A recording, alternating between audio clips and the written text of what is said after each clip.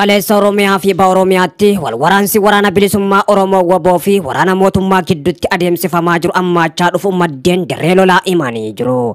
Waboon zoonii giddu galeessaa godina Shawaa Lixaa aanaalee Amboo fi Adaa Bargaatti waboon zoonii bahaa godina Harargee bahaa fi Harargee Lixaatti lola gaggeesseen waraana mootummaa irraan hubaatii guddaa gahee akka jiru himee jira.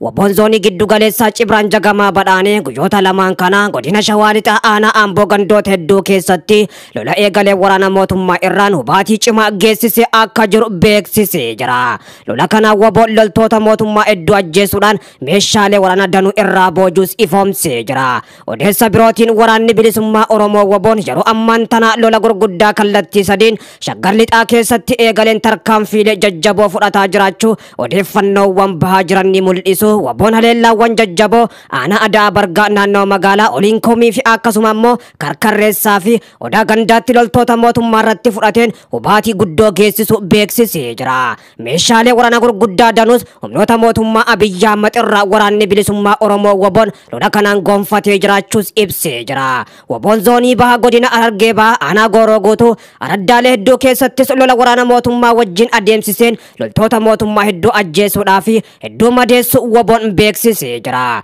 Waboon zoonii bahaa godina Harargee Lixaa aanaa Ciroo aradda adda addaa keessatti tarkaanfii fudhateen loltoota mootummaa ajjeesuudhaa fi danuu isaanii madeessee akka jirus himee jira. Godina Harargee bahaa aanaa Xulloo araddaa tokkummaa keessattis humnoota mootummaa Abiyyi Ahmad haleellaa gurguddoo gubbatti raawwateen hedduu isaanii barbadeessee akka jiru waraanni bilisummaa Oromoo waboon himee jira. Akkasuma godina Harargee Lixaa aanaa Dobbaa bakkoota garagaraattis waraanni bilisummaa Oromoo waboon lola guddaa humnoota mootummaatii wajjin gaggeesseen hubaatii cimtuu irra geessisee jiraachuus beeksisee jira. Mootummaan addatti dhimma kana ilaalchisee ammoo waan jedhe qabaachuu baatus waraana bilisummaa Oromoodha magaalota gurguddoo irraa qolachaa jiraachuus kan beeksise.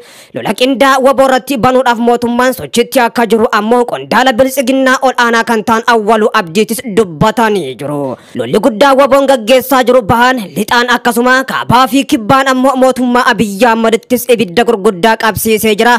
Ibidda kana mootummaan Abiyyi Ahmad jiddoo ta'e qanqamachuuf qophii yoo ta'e lola kana itti haafufu kan jedhe ammoo waraana bilisummaa Oromooti. Oromoo fi Oromiyaadhaaf nagaan kan dhufuun mariidhaanii san ta'uu baannaan ammoo mootummaa Abiyyi Ahmaditti ibidda qabsiisuurraa if duubattis hin deebinu humnoota isaanii barbadeessine Oromiyaa keessaa baafne uummata Oromootii fi Oromiyaas ammoo haala galfachiisuurraas if duuba hin deebinu jechuudha waraanni bilisummaa Oromoo waboon mootummaa Abiyyi Ahmad akeekkachiisuurratti argama. Humnoonni mootummaa Abiyyi Ahmad danuun lixa Oromiyaa fi akkasuma kibbaa fi gama kaaniin baha Oromiyaa bakkoota garagaraattis bobbaafamanii akka jiran kan himamaa jiru.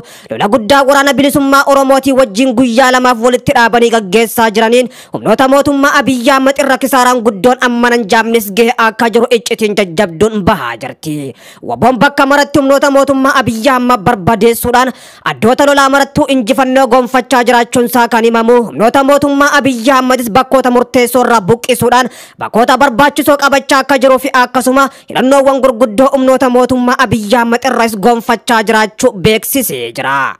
Erga waraanni mootummaa federaalaa Maqalee gadhiisee booda jilli qondaaltota olaanoo mootummaa federaalaa yeroo jalqabaatiif wiixata har'aan tanaa muddee gaafa 26 bara 2022 gara magaalaa guddoo naannoo Tigraay Maqaleettis imalee jira. Erga mootummaa federaalaa fi garee TPLF kan waggoota lamaa oliif wal waraanaa turan jidduutti waliigalteen nagaa taasifame as qondaaltonni mootummaa federaalaa gara Maqaleetti yoo imalan kun kan jalqabaati. Jilli qondaaltota mootummaadhaa gara naannichaatti imalan kunis ammoo afyaa'ii mana maree obbo Tasgaayee Caafootiin kan durfamu yoo ta'u ministeerota mootummaa federaalaa lamaan kanneen mootummaa bakka bu'uudhaan marii nagaa Afrikaa kibbaa Piriitooriyaatti mallatta'e dursan ministeerota mootummaa fi duree telekoomiidhaa kan hammatu ta'uunis baramee jira. Imalli gara Maqaleedhaa taasifame kuni waraana waggoota lama oliif naannichatti gaggeeffamaa ture wal qabate naannoon Tigraay intarneetii dabalatee tajaajilawwan kominikeeshinii bu'uuraa addaan citee kan ture yoo ta'u waliigaltee nagichaatiin booda ammoo sararriiwwan tajaajiloota kanneeni deebi'ee akka eegalus abdatamaa jira. Imalli jiila qondaaltota mootummaa federaalaa ammaa kunis ammoo hojiirra oolmaa waliigaltichaa saffisuu irratti kan xiyyeeffate ta'u miidiyaalee mootummaatis gabaasaa jiru. Durataan TPLF Dr. Dabrasion Gabra Mikaa'el gama isaaniitiin mootummaan federaalaa waadaa seenee hojiirra oolchaa hin jiru jechuudhaan torban darbe keessa komii dhageessisuun isaanii ni yaadatama. Haa ta'u malee ministeerri muummee Itoophiyaa Abiyyi Ahmad adeemsi hojiirra oolmaa waliigaltee nagaa mootummaa fi TPLF jidduutti taasifame abdii qabeessa jechuudhaan ibsanii jiru. Kana malees mootummaan isaanii nagaadhaaf kutannoo cimaa qabaachuus Abiyyi Ahmad dabaluudhaan kaasanii jiru. Haa ta'u malee loltoonni Eertiriyaa daangaa naannoo Tigraay keessatti ammallee dararaa raawwataa jiraachuun isaanii himatamanii fi humnoonni naannoo ollaa Amaaraa naannicha keessa jiraachuun ammoo adeemsa hojiirra oolmaa nageenya kana guutumattuu ammoo akka hin mirkanoofne godhaa jira jechuudhaan sodaatamaa jira. Ji'a tokko dura Afrikaa kibbaa magaalaa Piriitooriyaatti itti aansee ammoo Kiiniyaa magaalaa Naayiroobitti waraana waggoota lamaaf dhiiga dhangalaasaa ture dhaabuudhaaf mootummaa federaalaa fi TPLF gidduutti waliigalteerra gahame waraanni dhaabbachuun isaatis ni yaadatama. Waliigaltee nagaa mallatteessu hordofee waraanni mootummaa federaalaa fi humnoota Tigraay gidduutti gaggeeffamaa ture kan dhaabbate yoo ta'u, dhiyeessiin gargaarsa namummaas kallattiiwwan garaagaraatiin gara naannichaatti seenaa jiraachuu mootummaa fi dhaabbileen gargaarsa namummaatis beeksisanii jiru. Haa ta'u malee Maqaleen qondaaltota mootummaa federaalaatiin ammoo yoo daawwatamtu kun kan waggoota lama asitti jalqabaa ta'uudhaan mul'atee jira. Waraanni suukanneessaan waggoota lama oliif naannoo Tigraayitti eegalee tures ammoo booda keessa gara naannoolee ollaa Afaarii fi Amaaraatti babal'achuudhaan buqqaatii miiliyoonotaatiif ammoo badiinsa lubbuu namoota kumaatamaaf madda ta'uunsaatis ni yaadatama. Biltsiginnaadhaa fi TPLF yeroo ammaan tana araaramuu isaanii ifatti mul'isaa waan jiran fakkaatu qondaaltonni olaanoo mootummaa federaalaa yookaan ammoo kanneen harka mirgaa Abiyyi Ahmad ta'an Maqaleetti imaluudhaan Dabratsiyoonii fi Geetaachoo Raddaatii wajjin maris gaggeessaa jiru. Oromiyaa keessatti ammoo haga ammaatti ibiddi biltsiginnaadhaan qabsiifames hin dhaabbanne maqaa waraana bilisummaa Oromoo waboo balleessuu jedhuun duguggaan sanyiidhaaf hin xaaleeyyii Amaaraatii fi raayyaa ittisa biyyattiitiin uummattoota gubbatti gaggeeffamus itti fufee jira. Waraanni bilisummaa Oromoo waboon giddu galeessa keessatti humnoota mootummaa Abiyyi Ahmad haleellaa jajjabduu irratti raawwatee akka jiru beeksisee jira. Waraanni bilisummaa Oromoo waboon Birgeediin Jagamaa Badhaanee humna diinaa uummata Oromooti kan jedhuun waraana mootummaa Biltsiginnaadhaa dhukkee irraa kaasaa ooluun beekamee jira. Amboo araddaalee hedduu keessatti lola barii lafaa eegalee waboon diina burkuteessaa jiraachuusaa kan beeksise, lola kanaanis waraana hedduu barbadeessee jiraachuu beeksisee jira. Waraanni bilisummaa Oromoo waboon lola shaggar lixaatti gaggeessaa jiru kanaan humnoota mootummaa Abiyyi Ahmad wal makootaan hedduu isaanii barbadeessee akka jiruu fi hedduu isaanii boojuudhaan hidhannoo gurguddoos irraa hiikee akka jiru beeksisee jira.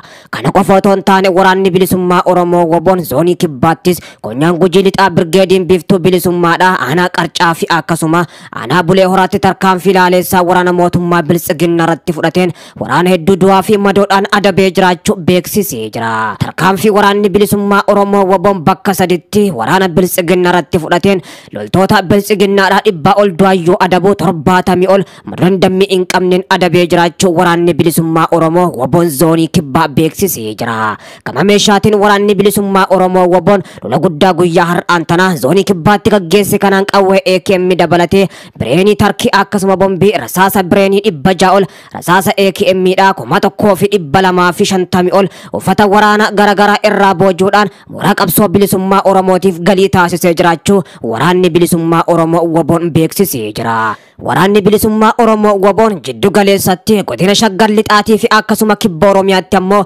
humnoota mootummaa Abiyyi Ahmad barbadeessaa akka jiru kan beeksise, humnoota wal makoo ta'anii maqaa waraana bilisummaa Oromoo balleessuu fi opereeshinii isa xumuraa humnoota shiftaadhaa qulqulleessu joon bobbaafaman gubbatti fudhateen yeroo ammaan tana akka baala mukaatti harcaasuudhaan injifannoo gurguddoo gonfatee jiraachuu gootichi waraana bilisummaa Oromoo waboon beeksisee jira.